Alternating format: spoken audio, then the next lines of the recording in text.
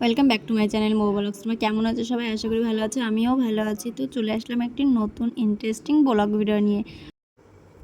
তো এইখানে দেখো আমাদের বাড়ির গাছগুলো সবই কেটে ফেলা হচ্ছে। কেন কেটে ফেলা হচ্ছে? এত ছোট ছোট গাছ। তোমাদের মনে প্রশ্ন উঠতে পারে যে গাছগুলো কেন কাটছো? কারণ আছে, তার জন্যই তো গাছগুলো কাটা হচ্ছে। তো তোমরা দেখতে থাকো, তাহলেই বুঝতে পারবে। তো গাছগুলো কাটার পরে এইখানে দেখো যে কাকারা কল পোঁতে, সেই কাকারা আমাদের বাড়িতে চলে এসছে। তো আমাদের এই কলটা না একটু সরাতে হবে অন্য জায়গায়, যেহেতু একটু প্রবলেম হয়ে গেছে তার জন্য। তো এইখানে দেখো কল পোঁতা হচ্ছে ঘরের একেবারে পাশে, কারণ কলটা একটু দূরেই হয়ে যাচ্ছিল, আর একটা প্রবলেমের জন্য কলটা সরানো হয়েছে। তো এইখানে কলটা পোঁতার একটাই কারণ, যে কাছে একটু হলে সুবিধা হয়, এটাই। তো তারপরে দেখো এখানে কাকারা কিন্তু কলটা ভালো করেই পুঁতছে। আর যেভাবে কলটা পুঁততে হয় সেটা তো তোমরা জানো, যে পাইপটা মাটির নিচে ভালো করে ঢুকিয়ে তারপরে অন্য পাইপ আবার তার মধ্যে ঢোকাতে হয়। তো এইখানে দেখো এই যে কলটা আমাদের আগে ছিল, সেই কলটার নিচেটাই কিন্তু ভীষণ পরিমাণে ঢালাই করা ছিল, আর সেই ঢালাইটা তুলতেই কাকাদের হিমশিম খেয়ে যাচ্ছে। আর এইখানে তো একটা পাইপের পর আরেকটা পাইপ দিতেই আছে কাকারা। কারণ কি জানো তো, আমাদের এখানে জলটা খুবই খারাপ। তো ভাবছিল যদি জলটা একটু ভালো আনতে হয়, তাহলে পাইপটা একটু বেশি করে দিতে হবে। তো দেখা যাক পরে কলের জলকে কী অবস্থা হয়। আমাদের আগে যে কলটা ছিল, সেই কলের জলটা কিন্তু প্রচণ্ড পরিমাণেই খারাপ ছিল, কারণ ভীষণ আয়রন ছিল। আর এখন এইটার অবস্থায় কি হবে সেটাও বুঝতে পারছি না। তো কলটা আগে পোঁতা হোক, তারপরে দেখা যাবে। তো এই দেখো এখানে কিন্তু আমাদের কলটা পোঁতা হয়ে গেছে, আর এইখানে কিন্তু ভালো করে ঢালাই দিয়ে রেখেছে। আর আজকে তো কলটা ভালো করে ঢালাই দিয়েছে, তো তার জন্য নাড়ানো যাবে না। তো কাল পরশু দুদিন বাদে একটু নাড়ানো যাবে। তো চলো তোমাদের দেখাচ্ছি অন্যদিকে, যেখানে আমাদের কলটা সরানো হয়েছে। তো তো তোমরা কিন্তু ফুল ভিডিও ওয়াচ করবে, আর একটু স্কিপ করবে না। তো চলো তোমরা দেখতে থাকো।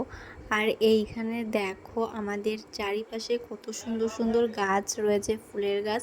তো এইখানে দেখো আমাদের আছে, এটা কি বলে, স্থল পদ্ম ফুল গাছ।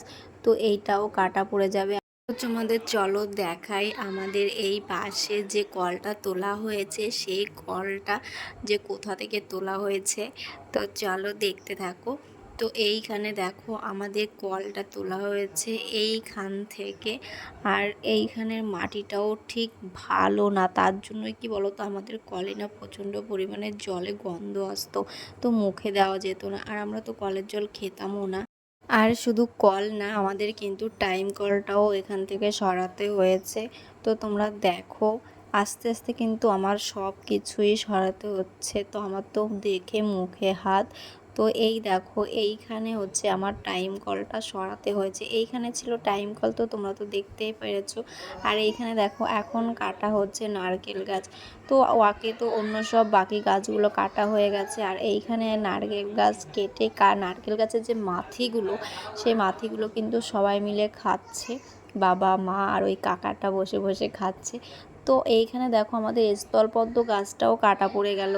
তো স্থলপদ্ম গাছটা কাটার সময় কিন্তু খুবই খারাপ লাগছিল। তোমরা আমার আগের ভিডিওতে দেখেছো যে আমাদের স্থলপদ্ম গাছে কত সুন্দর সুন্দর ফুল হতো, কিন্তু এখন যে কাটা পড়ে যাচ্ছে, এটা ভেবে খুব মনটা খারাপ হয়ে যাচ্ছে যে গাছটা কাটা পড়ে গেল, আর এত এত ফুল আমি কোথায় পাবো পরে।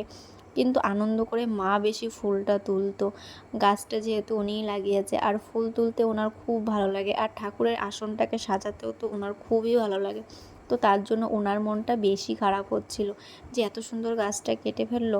তো যাই হোক, কাটা পড়ে গেছে, কি করা যাবে, পরে আবার একটা লাগিয়ে নেব। আর এখানে মা দাঁড়িয়ে দাঁড়িয়ে দেখছে যে গাছটা কাটা পড়ে গেল, আর ছেলেও দাঁড়িয়ে আছে। তো কি করা যাবে বলো, এটা আফসোস করে কোনো লাভ নেই। যেটা থাকবার নয় সেটা তো থাকবেই না, তাই না? তো তো এই গাছটা এখন বাইরে ফেলে দেবে, যেহেতু কোনো ফুল গাছই আগুনে পোড়াতে নেই, তার জন্য এইটা কিন্তু আমাদের পাশের পুকুরে ফেলে দিয়ে আসবে। যেহেতু আমাদের বাড়ির পাশে একটা পুকুর আছে, সেই পুকুরে। তো তারপরে দেখো আমাদের রান্নাঘর, এরপরে আমাদের রান্নাঘর থেকে আমরা সব কিছু বার করে নিচ্ছি। এইখানে আমার মিট কেসটাও বার করা হয়ে গেছে, আর এইখানে আমি ভালো করে সেটাকে মুছে নিচ্ছি। আর উপরে দেখো মিস্ত্রি কাকারা টালিগুলো এক এক করে খুলে নিয়ে যাচ্ছে, না মানে খুলে নিচে নামাচ্ছে। তো রান্নাঘরটাও ভাঙা লাগবে।